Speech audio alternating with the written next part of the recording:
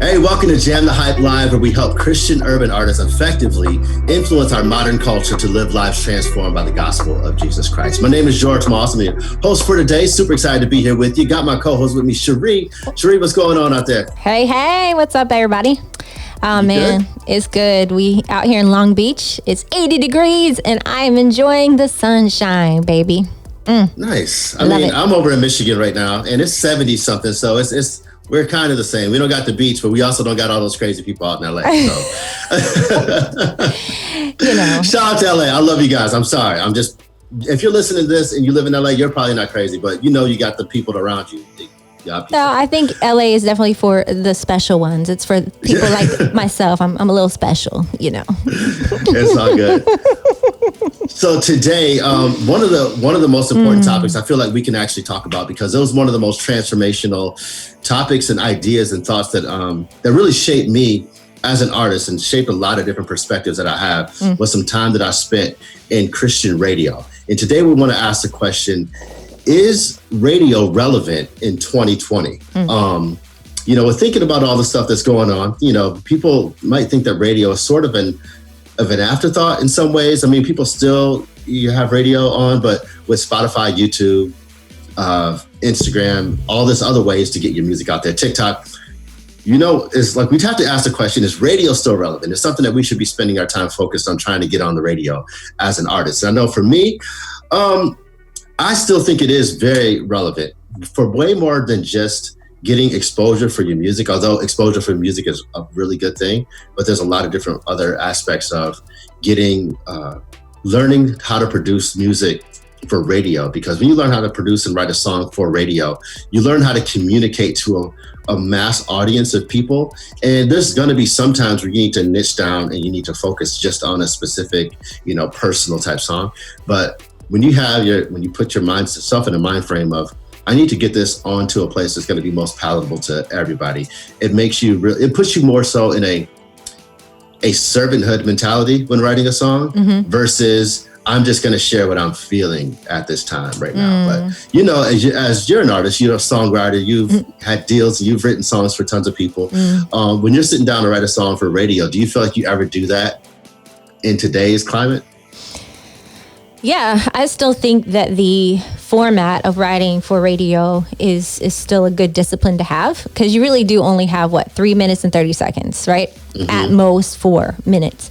So I think knowing how to speak concisely and in a song format is a discipline that radio definitely taught me. And I think still on any of these platforms you're discussing, the rules still apply. I mean, even more so, like you think about TikTok, right? You have seconds? Seconds. Yeah, you got seconds to make something come across and connect with people. Yep. So I wanted to actually bring on the guy that hired me for my first Christian radio job, actually, and taught me a ton of stuff that I wouldn't have known, from being behind the board and opening up the mic to how to actually talk in the radio, to actually how songs should be formatted, how you should connect with an audience vocally in music, and even a bunch of other stuff from behind the scenes as far as the industry itself. This is an industry leader in the CHR format, award-winning and written for tons of magazines. Pretty much anybody in the Christian music industry listens to this guy for advice. He is a leader in Christian urban music. Want to give a big shout out and welcome from Boost Radio out in St. Louis, Missouri. So my man, Mike Couchman. What's up, Mike Couchman? Hey, man, if you could put me in California, I would not complain right now. Except for, I guess your lockdown's even worse than ours. Yeah. Hey, well, you haven't seen nothing until you see Michigan's lockdown. They crazy out here, but that's a whole nother situation. But so speaking of that, I mean, being in radio, the question is radio relevant in 2020? Of course, coming from an artist perspective to get your music out there, but it's like, maybe because you have a very unique audience, you can't get live news about the how do I say this so we don't get deleted? Sickness that is you can't talk about the sickness, just on Spotify or something like that. It's like you're not getting that up-to-date news stuff. And that's one of those things that radio is so relevant for. But from your perspective, coming as an artist in 2020, when there's so many different options for people to get exposure for the music, do you really feel like artists need to focus on, in your unbiased opinion, on Christian radio? No, man, pack it up. So there was a time when I think, and it happens a lot still these days, you doubt the future, right? What's going to happen when this all crumbles? And then God shows you that he brings you through even the confusing situations where you're not sure what the future is. So I am just as gung-ho on radio now as I was back when I got my start just a few years ago. So my biggest thing that the value radio brings is that while you can get whatever music you want to instantly and whatever platform you want to instantly, radio still facilitates this unique, intimate relationship between the artist and their audience that you don't get when music is just a commodity on the platforms, because radio is there to champion the artist's cause. It is there a lot of times to help harness people to meet the artist, to go see an artist in concert, to support causes that the artists are passionate about. Radio can rally a community in ways that at the moment most online platforms can't do. Yeah, and by the way, if you have any questions, I want you guys to leave them in the comments down below. We're in the comments right now chatting away, so if you see me looking down, like I'm just want to talk to you. But Mike, with things going on right now, and the music that you have, and also the situation that's going on in our country right now, like, I don't know how much is radio about the music versus about the current events and news and other things that are going on between the songs. Sure, that's going to vary widely from one station to another. I would say that even at a station that updates people a lot on current events, music is going to be the main draw, unless you're, of course, an NPR or just some kind of talk-based station. But we hear for our stations don't really touch news at all unless it's in a conversational kind of a way. We hear that music is the number one thing they come to us for, but it's the community that gets built around the music is why they stay. Very good. Interesting. So I love how you said, Mike, we get to rally, radio stations can rally a community around the artist, around the causes the artist, believes in. I definitely have seen that. I definitely experienced radio stations when they would play my music, that community vibe, specifically locally where I was from. So if any local station when I was living in Chicago touched my music, like I'd have people at church or in the community or at the mall being like, I heard you on the radio. And that was super exciting for the community to feel like, oh, wow, this isn't this big thing that like nobody can touch. Like we can all kind of, we can get on the radio, we can rally behind good causes. We can, there would be different concerts we have going on and people would be like, that's an activity I can go to with my kids. And so it became a real good amplifier of what was going on as far as music, as far as events, as far as causes.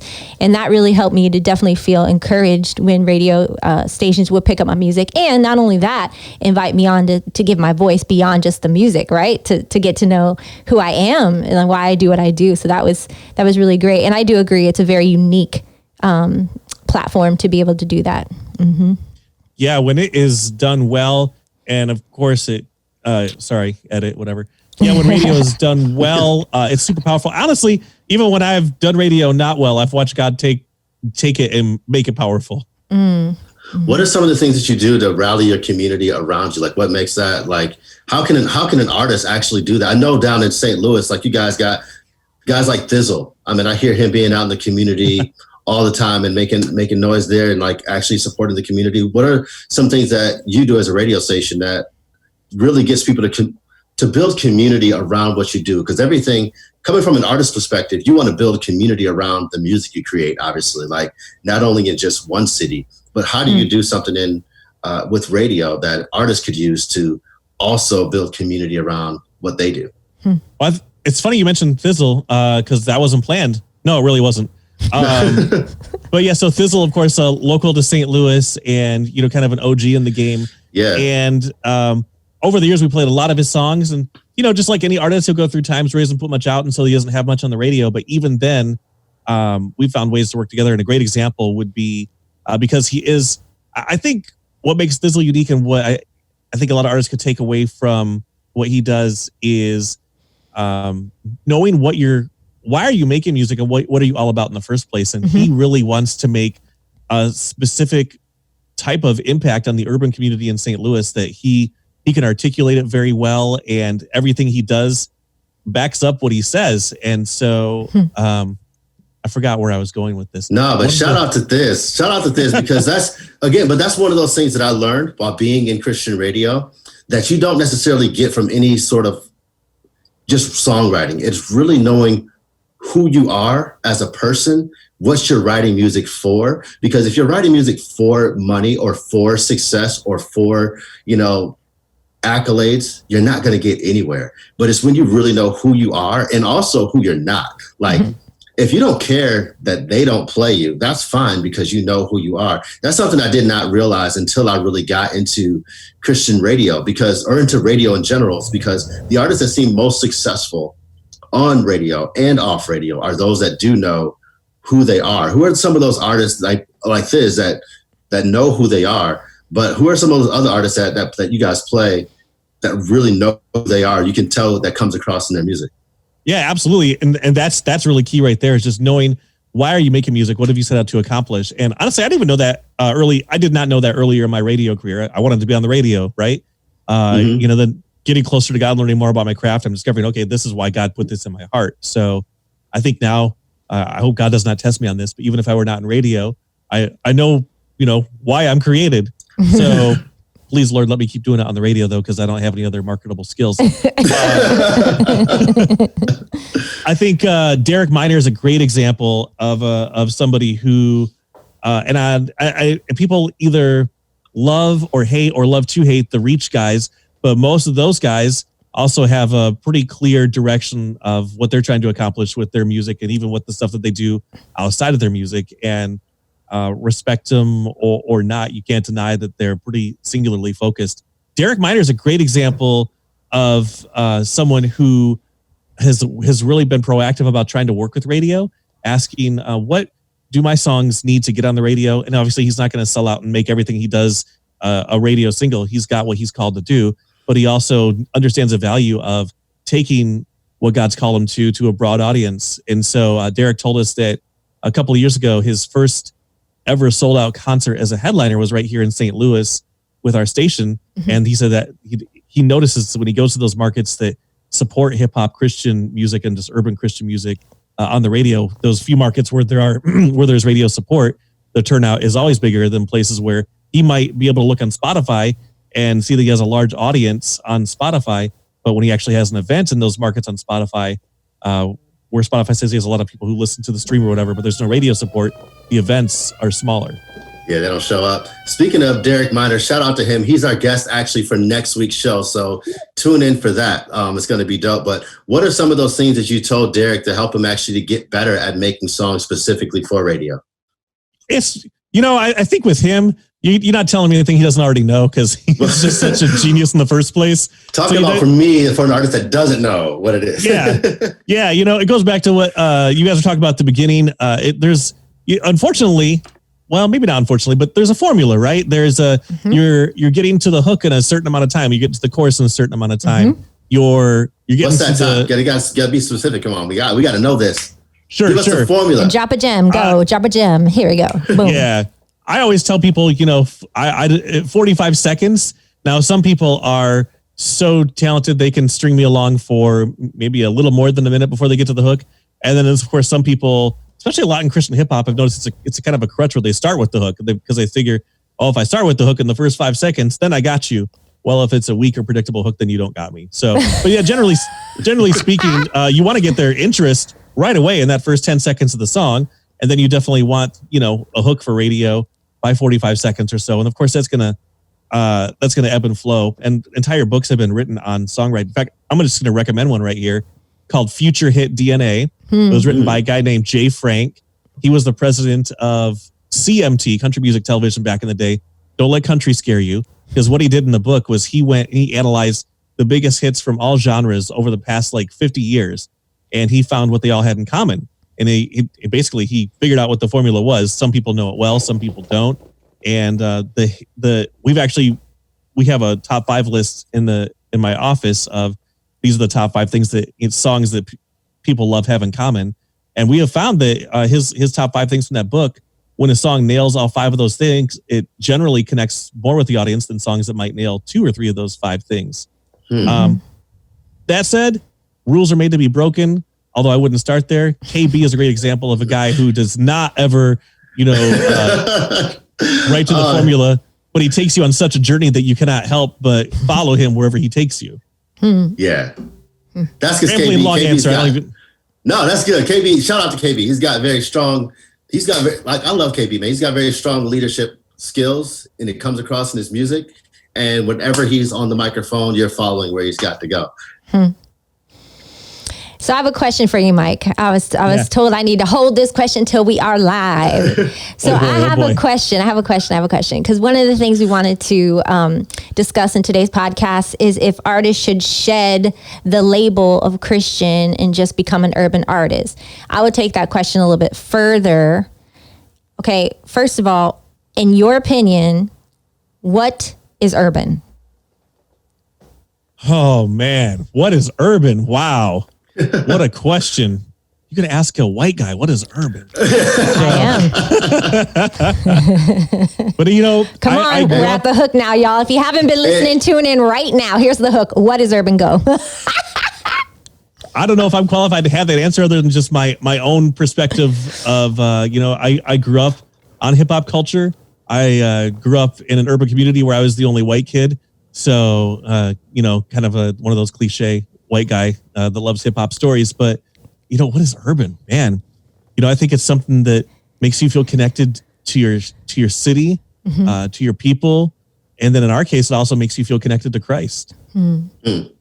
That's super interesting that even having this conversation, because when you say what is urban, it automatically in our minds go to an ethnicity thing. Like, if, I'm a black guy or a white guy, and who has the authority to speak on what, and that word urban is so loosely defined, and it's so subjective based upon the experience.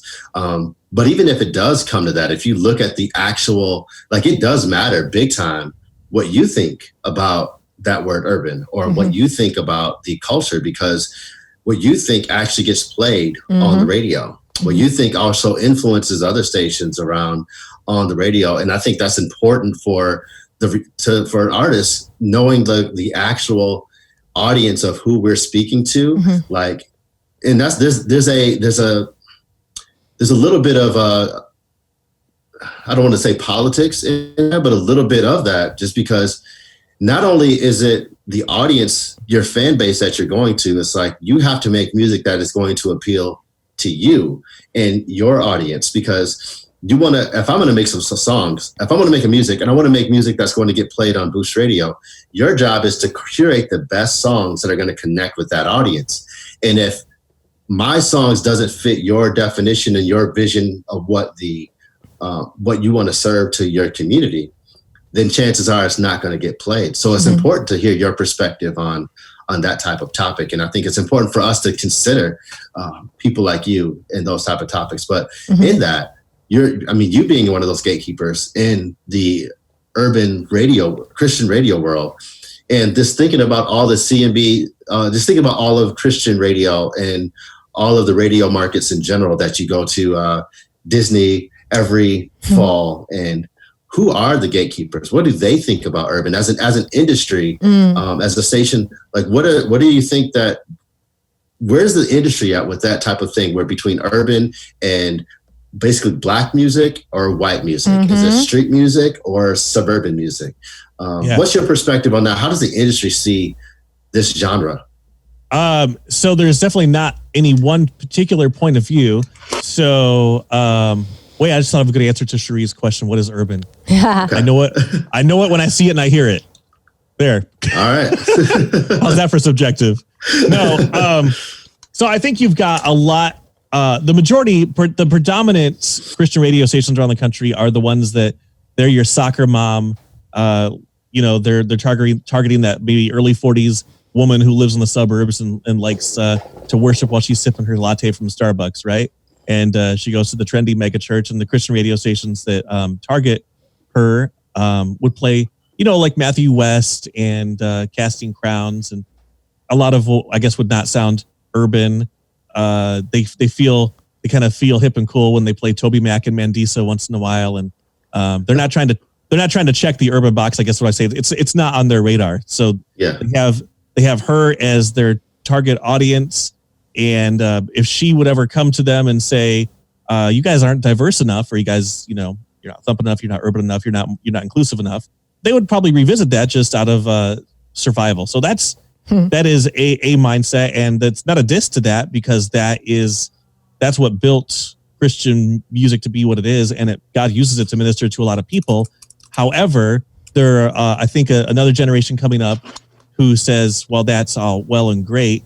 There are a lot of people that are left on the outside looking in that deserve just as much ministry as what that soccer mom target listener gets. And so there are stations like our sister station here that's one of those soccer mom kind of stations, and there are stations in Orlando and Houston, other places where they have recognized we can't be all things to all people. We can't also abandon the original purpose that we were founded for. So they have been funding outlets like Boost here in St. Louis. There's NGen in Houston, Hot 95.9 in Orlando, and a few others. So the original question of what's the industry perspective in urban, I think there is I would split up into a pie with three pieces. There is one of the pies is just it's not on my radar. Nothing against urban culture. It's just not what I'm called to do. There's another third that is like, this is important, and we need to do something about it. What do we do? And then there's the third, which I guess maybe is not the biggest slice of the pie, and these are the people that are doing something about it. And that's what you're doing at Boost Radio. That's what I gather. Yeah. I hope so. Trying. Yeah, I think it's tough to have this conversation, because it is a conversation we need to have. I think you've been awesome in asking these questions. I've been following you on Facebook and hearing some of the questions you ask. And I think it's a great time to be asking ourselves, not just what is Christian, but what is Christian and what is urban. I think going out and zooming out into the bigger world, right? Urban is everything, first of all. Like, it's mainstream, right? So it's only in Christian circles is it a little tiny piece of a pie. Like, if you zoom out into the world, it literally drives culture, not just in America, but globally. Like, urban culture rules. And a lot of big brands understand that now. If you look at commercials, Microsoft, Apple, Nike, whatever, they use urban artists to sell their stuff, because they understand the influence that urban artists have and urban culture, especially has on the younger generation.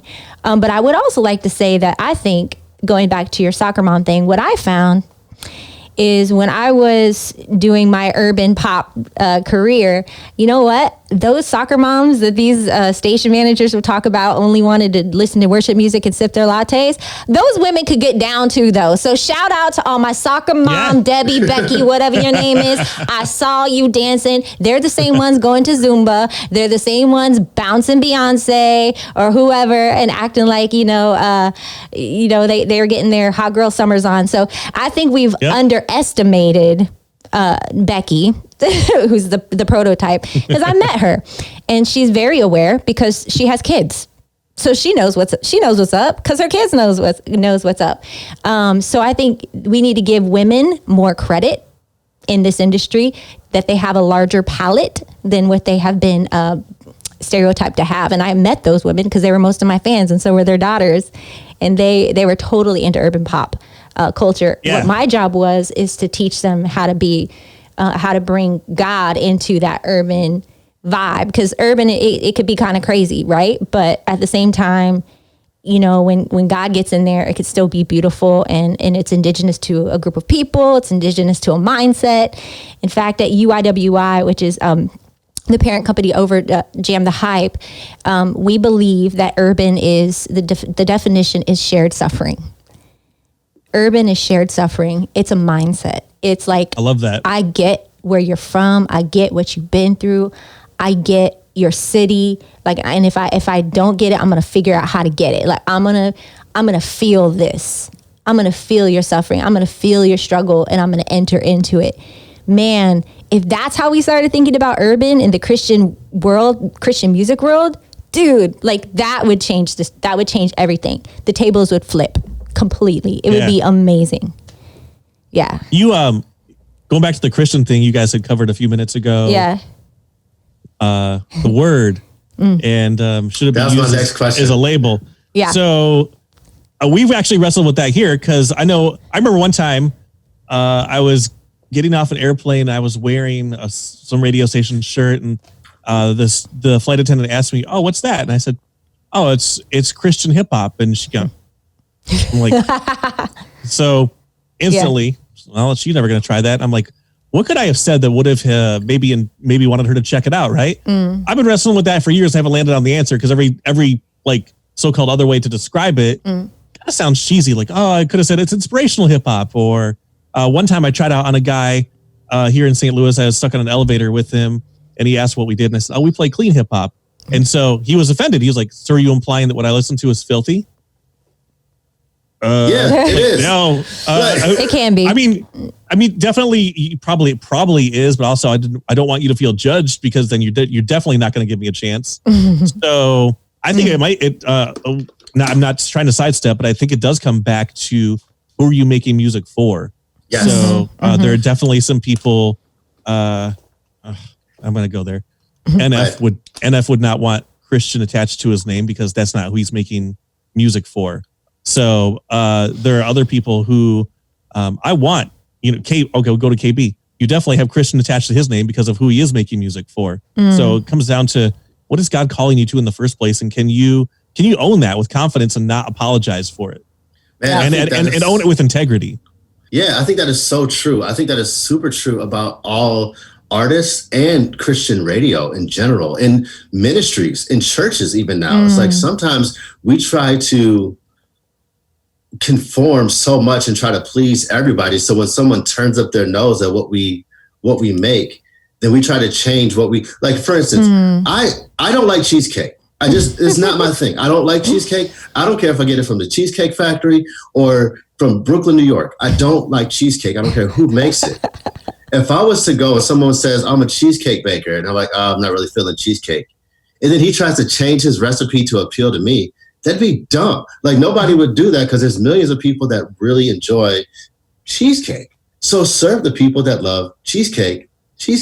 And don't worry about the people that don't. And I feel like so many of people in the Christian mindset that's so bent on evangelism. I'm not against evangelism. I make that perfectly clear. However, we're so worried about being evangelistic and pleasing so many other people. We forget that we're supposed to be pleasing God. And and the thing is, I'm not knocking people that make music for who they make music.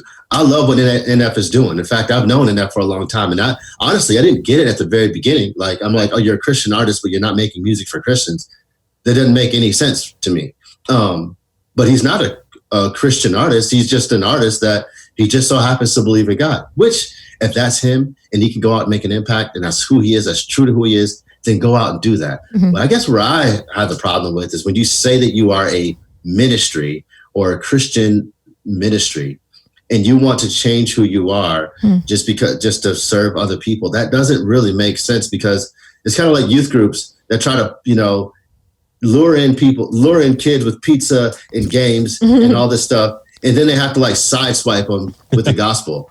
Don't do that. Like, Be who you are, if that's who you are. Like, so in Christian radio, I feel like, is there that toil that we have as a station, as a lot of artists do as well? Like, I don't want to be, labeled as Christian, so because I want to reach more people. Or he's like, no, I am Christian, and I'm going to reach every Christian that's there. And if you're not that, then that's fine. Go listen to, the top 40 station. Go listen to the country station. Like, where do you see that as an industry? That's good. And as what artists should do in light of that? Yeah, I'll give you I don't know if I'm answering your question. So, but what you reminded me of something at this radio station that George and I used to work together. I would say it had a top 40 approach more than an urban approach. And we went through a season where we were really focused on, saying me, this is my fault. So I I was focused on audience. We got a taste of rating success, right? So that wasn't me. That was my fault. That was me. I'm just boom. So and I was like, oh, how do we get some more of this? Right? Like there's nothing wrong with the station the way it was before. It was serving who God called it to serve. And I'm like, oh, well now, if we can get more ratings, we could do more for the cause and bigger. I mean, you can always rationalize why you're chasing certain success metrics. But anyways, what we ended up doing was I went and I found anyone who was remotely possibly, they had been to church and they said they loved Jesus Christ or whatever. And I put them on the playlist, right? So that we could sound more familiar to people who had no familiarity with Christian music. And so we actually doubled our audience size. But when it came time a few months later, because this was a listener supported station, to ask people to donate to the mission, we struggled to raise the same amount of money that we'd previously raised from a smaller audience. Because what we had done is we had made ourselves kind of a lot of people's second favorite choice instead of our smaller, more loyal audience's first favorite choice. So big lesson for me is just be true to who you are. I always come back to telling our team, because Boost started very small. And honestly, I think in the grand scheme of things, we're still pretty small. Is a audience of one, just please Christ first, do what God has called us to do first. Whether anything bigger comes out of that is on him. It's on us to stay focused on him in the first place, and anything else is icing. Yeah. I appreciate and love you. I love people like Derek, Derek Coyne, who was a guest, people who I really think are standing up for urban music and making space for it and being loyal to that space. So I thank you. I thank you and your team for doing that. I think it's essential when we're talking about ministry. So if we keep the word Christian on there, right? If we want to be ministers, there definitely is a space to minister through urban art. And so thank you, Boost. I'm so excited about that. I think it's crazy how impactful urban music can be in really shaping lives. It shaped my life. That's why I got into it. Like as soon as when I was a kid, like all that I was hearing on the radio at first was just like, Stephen Curtis Chapman, which no shame, but it just wasn't my vibe. I wanted urban music. Like that was my thing, right? I'm a mixed chick. So I wanted the soul in it, right?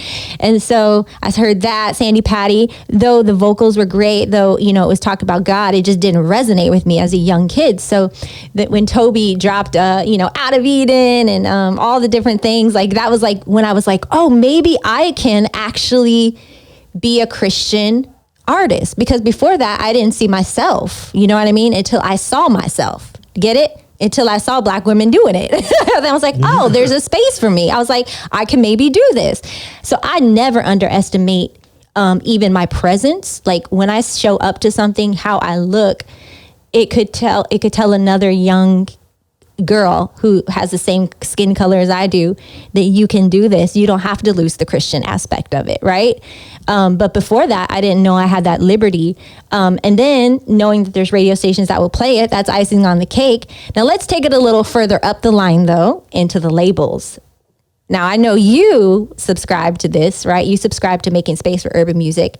But now take that little girl, she sees people like Out of Eden or whoever, Mandisa or whoever a person of color is in an urban space doing music.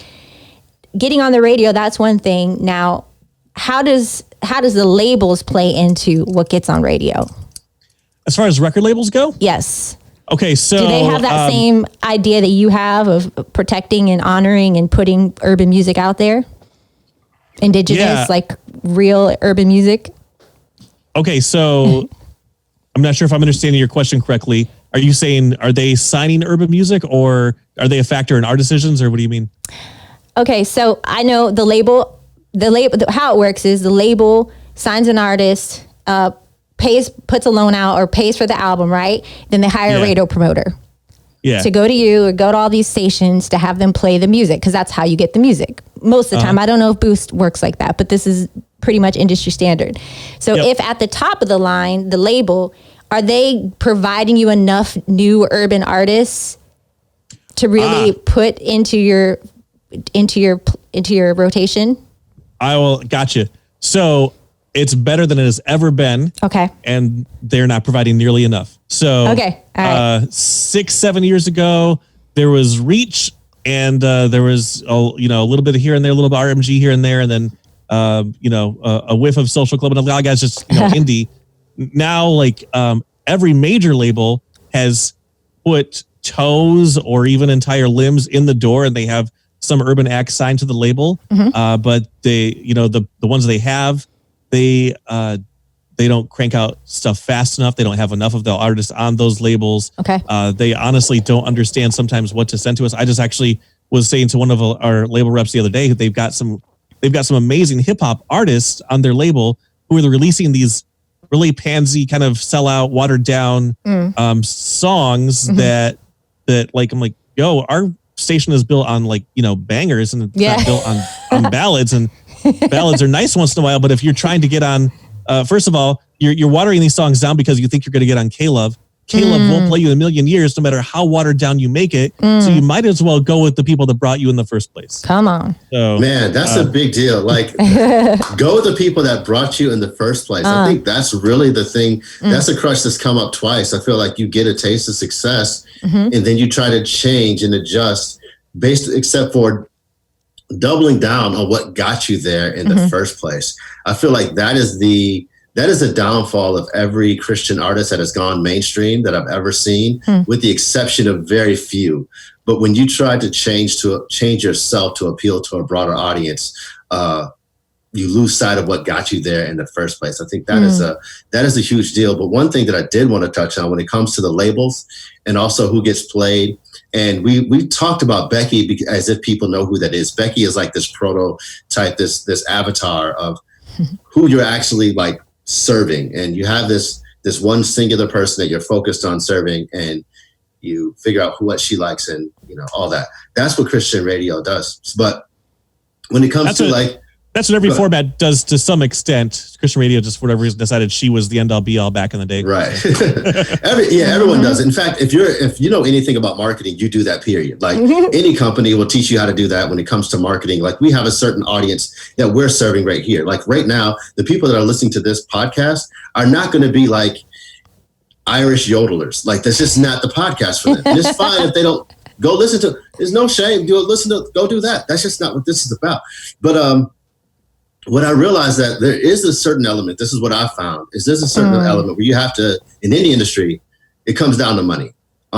With labels, it comes down to money. If an artists are not going to they're not going to sign an artist or invest a bunch of money into an artist that's not going to sell enough records or enough downloads or do enough shows or sell enough merch to recoup on that 360 deal that they just got. And Christian radio stations or radio stations in general are not going to play music that's not going to get more listeners or get the listeners that they have to either donate money or listen to the commercials to support the people that support the radio station. Because it really, a lot of times it comes down to money. So as an artist and as a creative that, is creating music, like how much of that do you really think you need to have in mind in the studio and as you are putting out music to your audience and what makes you money or what makes the label money?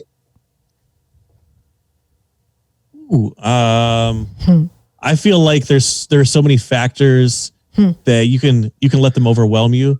So I don't mean it to be trite, but I think it comes down to knowing what you're all about in the first place, but then using the knowledge and talent and skills that you've learned to craft really great music. So I try to tell local people who, or just indie people in general who send us music, don't think of I don't deserve a single listener to my show. Boost doesn't deserve a single listener to our station that we have. We've had to earn every one, and there's no artist that's entitled to a radio spin, no matter what. So, oh come on, I know Matthew West that he's entitled. He's not entitled. He has to make hits. Casting crowns. Dude, he makes hits for his audience. Maybe not on Boost, but okay. Yeah, well, there's some OGs that are entitled. You get to a point. Yeah, Toby Mac is entitled, y'all. Well, so yeah, that's a good point. You get to a place in your career. Yeah. So for Boost, the examples would be if the Reach guy puts out a new song, my audience is gonna expect Boost to play it, right? They expect it from us. Yeah. But if my neighbor 5 doors down puts out, a song that they made in GarageBand, they are not as equally, my listeners are not expecting to hear that. Correct. Right. Yes. So I try to tell the people who are kind of, they're working on it. Like radio is like the place where the best of the best gets played, usually for a radio station that wants to have as many listeners listening as much as possible. Now, some radio stations don't care about that. I feel like to be good stewards of what God has blessed us with, I should have as many people listening as possible, as long as they listen, so long as I'm being true to the mission. I'm not going to stray from the mission. I've learned from that mistake. I'm not going to stray from the mission to get more audience, but I'm going to be a good steward with the audience God has called me to serve. Man. Speaking of stewardship, I have a question. So if you're saying that the labels aren't providing fast enough and enough urban music for Boost, right? Because that's what you do. Where else are you sourcing new music? Yeah. We have an amazing music director here. His name is Yoshi, and he's just like me, just he's part of the culture, a fan of the culture. Yeah. And so a good chunk of his job is just, he goes on Spotify and he looks at what are people listening to the most. Okay. He brings it on to the music meeting. We get, of course, all kinds of submissions that come to us, and he combs through those. And we listen as a team, and the stuff that seems like it has the best chance of being loved by our audience gets on, and the stuff that doesn't seem like it has a good of a chance doesn't get on. So, and then after that, we leave it to our listeners, and they say, which songs we're keeping and what songs we're not keeping through their feedback. There was another part to that I can't remember. So maybe it'll come back to me at some point. But that's one thing go ahead. To say, for Boost and stations like us, record label affiliation is not as important. There's a lot of support that can come from the record label system. And I will say, now compared to 6 years ago when we first started, the majority of songs that come to us through labels are better than songs that came to us from outside the label system, mainly because the label equipped that artist with some tools and guidance that the artist did not have on their own. But that's not to say you can't go get it on your own. Just some people don't know where to look. Yeah. And that's one thing that I do love about radio. And that's one thing, the reason why I do feel like it's still relevant right now is because of all the platforms out there, radio is, when you hear it on the radio, it is the best of the best. You had somebody combing through hundreds, if not thousands of songs to get down to a meeting where you're in a room of 10 to 12 people or 5 to 10 people, however many people you guys have, listening to those songs and then vetting those songs against a lot of different circumstances to get played on the radio. And when you get on the radio as an artist, you do have more credibility. You do have more of yes, I've been vetted. I've been through the ringer and I'm making music that's quality. But now I could move on to the next thing, which is another issue of knowing who you are as an artist and also what you're about, especially in the realm of Christian. And I feel like there's this dichotomy between Christian and urban, or Christian and musician in general, or Christian and artist in general, because a lot of artists that make really, really fantastic art. I mean, some bangers, like some of the songs that will get stuck in your head, that will speak to your heart, that will get you through a divorce, or get you, through a death in the family, or, be your graduation, your wedding song, whatever it might be. It'll be that song for the summer where you fell in love with that girl at camp. You might have artists that can produce those songs. Yeah. However, those same artists that are producing those songs, if you were to ask them what John 3:17 says, they wouldn't be able to tell you. And when it comes down to ministry itself as artists, like, you can make fantastic art, you can get songs on the radio.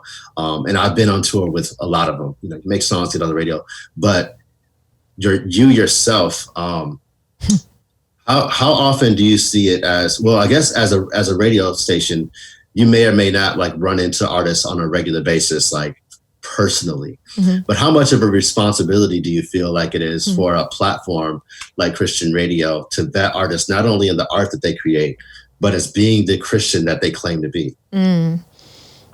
We do take our role as, I guess, bless you. Thank you. It's not Corona, I promise. Says the man who didn't wear a mask at the post office. But anyways, okay, go ahead, Mike. Yeah.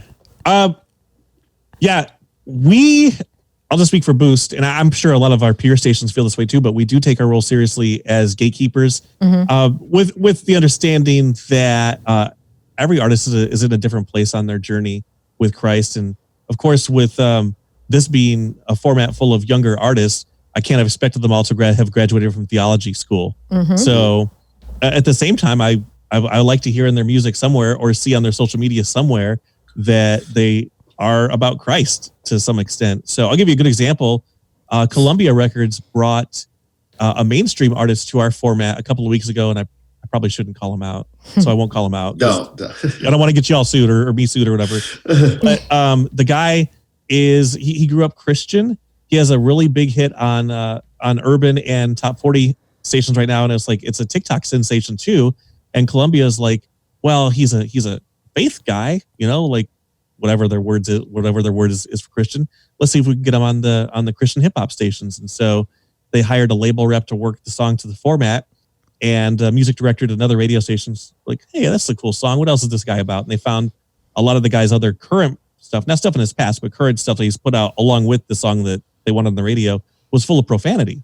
So one of the things that our audience has told us they love about our brand is that you can have banging hip hop without the profanity. And the second that were I to put this artist on our playlist, while this song in and of itself has a great message and it's clean, what do we all do when we find a new favorite artist? We go and we see what else they got on YouTube and Spotify, right? So the second that my audience would have gone and looked up his other songs on those platforms, our brand promise of being something that is about Christian values would have been broken. So there's protection of what we're about in the first place that comes into play, and who we're for. I've been rambling so long I forgot the question. No, but you mentioned something good, like the brand promise. Brand promise, that's good. What a brand promise actually is, because I don't think a lot of people know what that actually is. Yeah, you hope. We'll go to, you look at Starbucks, right? And whatever, I don't know what Starbucks is about, but it makes, when you think of Starbucks, when you see that logo, it does make you feel a certain kind of way, whatever that way is. And it must make a number of people feel the same certain kind of way in a good way, that they make a lot of money, right? Especially here during the quarantine when the Starbucks by my house, they got lines now that go around the block.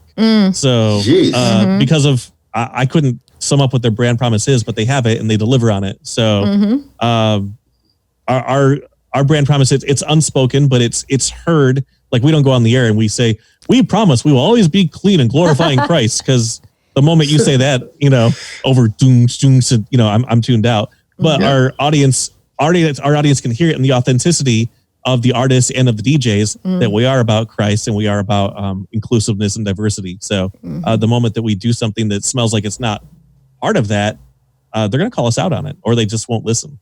Yeah.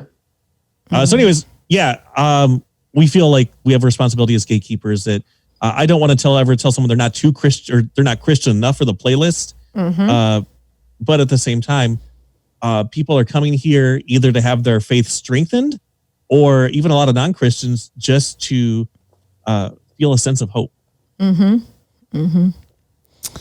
Very good. I love brand promise. I think each artist should, not only radio stations should take that into consideration, but I think each artist should have a brand promise. And I think that will help you decide, going back to the question, if Christian should be in front of your name or not. I also think it should help you decide if urban should be in front of your name or not. I think those things mean something. Words matter. And I think our brand promise is something, what you've said very clearly is when you knew what God called you at Boost to do, you stuck to it. You tried to divert from it for a minute, and then it was like, wow, what's going on? And you went back to your purpose and your people. And that's where you're seeing success. I think that's brilliant.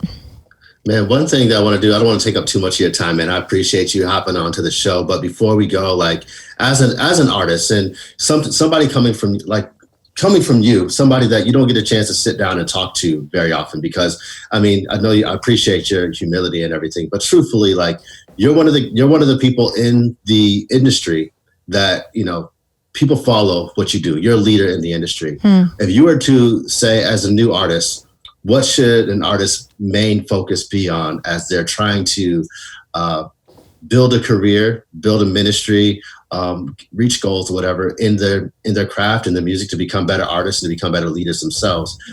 What are some of those nuggets that you would just say, man, these are the things that you should focus on as an artist before you even get to me?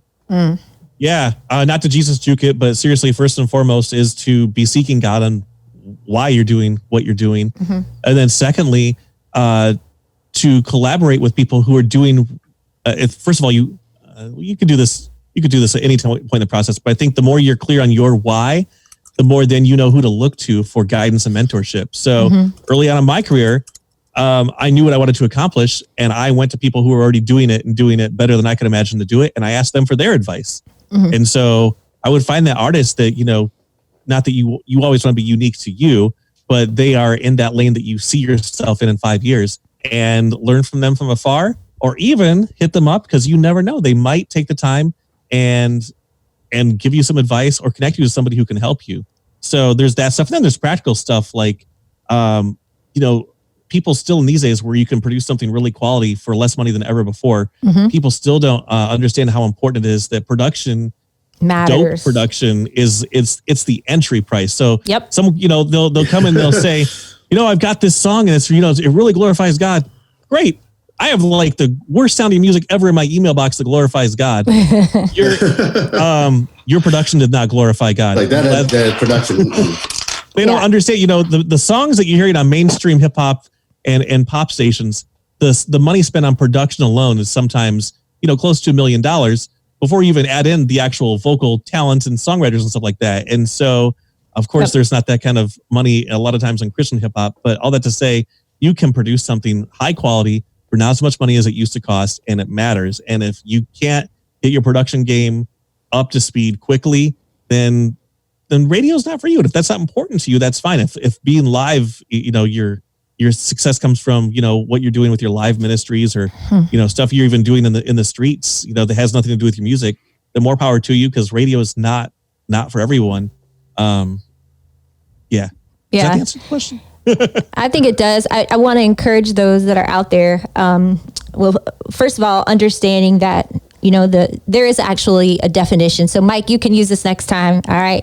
There is a definition for urban, and it's just like history. There are facts that are facts. So we know that hip hop came from, out of the New York scene with blacks and Latinos. All right. So there's a hip hop culture that started.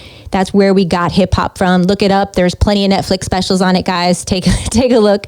But then there is a definition to urban, and that's the history of urbanization. Focuses on existing populations that concentrate themselves in cities. And in those cities, what ends up happening is there's a mindset, a social mindset, a political, a cultural, and an economic context. And so why I'm bringing this up is because I've met a lot of young, talented artists in urban contexts that have the sound of urban. They have the swag of urban. They got the, they got the ideas for the bangers, right? But this comes down to also what you're going to need as an urban artist. Besides all of that, is you're going to need capital, because capital, which is money, dinero, is what gets you that entry fee, right? You got to pay for that track, and it's got to be mastered, right? Your vocals have to be in sync, in time, in tune, all of those things. So I think sometimes what I'm hearing you say is what's stopping maybe some of these really talented young urban artists from getting on is they're not putting the capital where they should put the capital, right? The track's got to be professional, right? Mm-hmm. And so that would be something I would just be, because I've worked with, mentored a lot of young artists. They have it, but they're putting their money in other things that they probably need to reshift and make sure that the track they're just sending out is on point. And maybe not.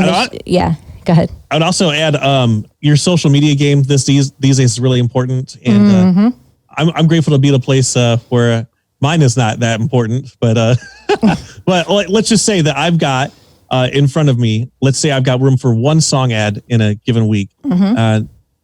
Really quick, if someone's wondering, well, why can't radio just add everything good that comes out? The problem is if you throw too many things at an audience who's only listening for 10 minutes at a time, a couple of times a day, you could then have a playlist that's so wide that they never develop a relationship with a song. So radio stations have to have kind of a sweet spot size playlist where it's not so small that you're killing people with repetition, but not so big that people can't get to know a song.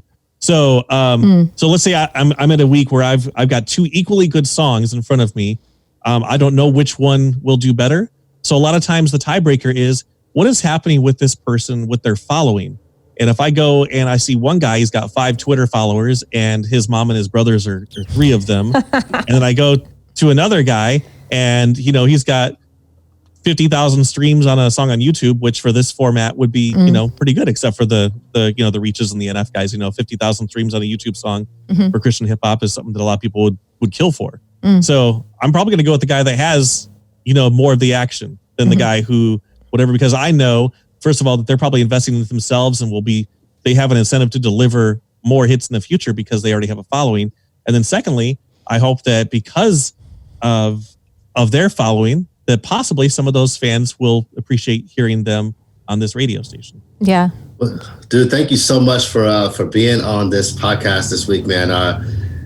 Love having these conversations. Like, there's so many other things that we could definitely talk about. So we'll definitely have to have you back on at some point in time, man. But really appreciate your wisdom, your insight, and everything that you have to offer. So I'll make sure that I'll link some of the books and stuff you talked about down in the description below. And also a link to Boost Radio, because if you want to listen to a radio station that really understands what it is to play a variety of stuff, but at the same time hit that sweet spot of like, this is urban, this is relevant, definitely a station that you should check out and do that. So thanks for joining in, Mike. Appreciate you. Thank you, Mike. Man. Thank you, Sheree and George. Love you guys. All right, take care. You too. Peace. Sheree, so thinking about this idea of being on Christian radio or in radio in general, I definitely think it's a format that that you have to be specific to. It's definitely one of the things that anybody can get on Spotify now. It used to be one of those when iTunes came out, like, oh, my song is on iTunes, I'm legit. But now everybody can get on iTunes. Everybody can go and sign up for DistroKid or TuneCore and get the music on all the outlets. Yeah. But when you're trying to get on Christian radio station, that's something you can't pay for that. Like, you have to pay for quality, you have to pay for production, but it's literally illegal for you to go and pay Mike to say, play this on the radio. It's like, that's literally against the law. And so there's a certain level of credibility that goes along with that. So I think that's something that people should really aspire to try to be able to reach the most people as possible, if that's something that you want to do. Yeah. But also, I think that comes with knowing who you really are and knowing who you're not. No one's upset with, if you are a country artist, no country artist is upset that they're not getting their songs played on, a hip hop radio station. No hip hop artist would be upset that their song is not played on a country station. They're just two formats. They're equally know who they are and also who they're not. And I feel like as artists, we have to know who we are. And the more authentic we are to who we are, we'll find those stations that match who we are. And Boost might not be one of them. Yeah. K-Love might be that, or K-Love might not be one of them. Or Christian radio in general may not be your lane. It may be the top 40 station. But whatever that is finding out, knowing who you are. And I feel like that's one of the biggest things that I've learned as an artist from coming from Christian radio, is that if you don't know who you are, then you're nothing to nobody. I like that. Then you're nothing to nobody. I think that's important to know. Ultimately, who you are as an artist, those that you're listening, whatever game you choose to play, there's rules to the game, and there's going to be gatekeepers. So whether it's Christian radio, urban Christian radio, pop, top 40 radio, they all have rules. And to be able to play, you got to be able to, especially in today's world, pay to play. There is an admission fee. There is capital that needs to be invested in as an artist, getting your stuff wherever you want it to go. But if you do that and all else fails, right? If you do all the things and you invest all the money, because George and I have done that, and we've gotten to a lot of awesome places. We've gotten on the radio, we've been on tours, we've done all that fun stuff. At the end of the day, though, you got to know who you are, so that when the door is closed on you because a gatekeeper doesn't hear what you got to give or doesn't value the ministry that you've been called to, it doesn't matter, because you know who you are. And you're going to keep doing what God's called you to do, no matter how many times a door gets shut in your face. Sometimes the systems will be stacked against you.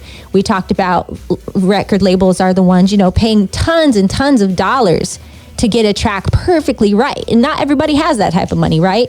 And so you're going to have to understand there may be some barriers.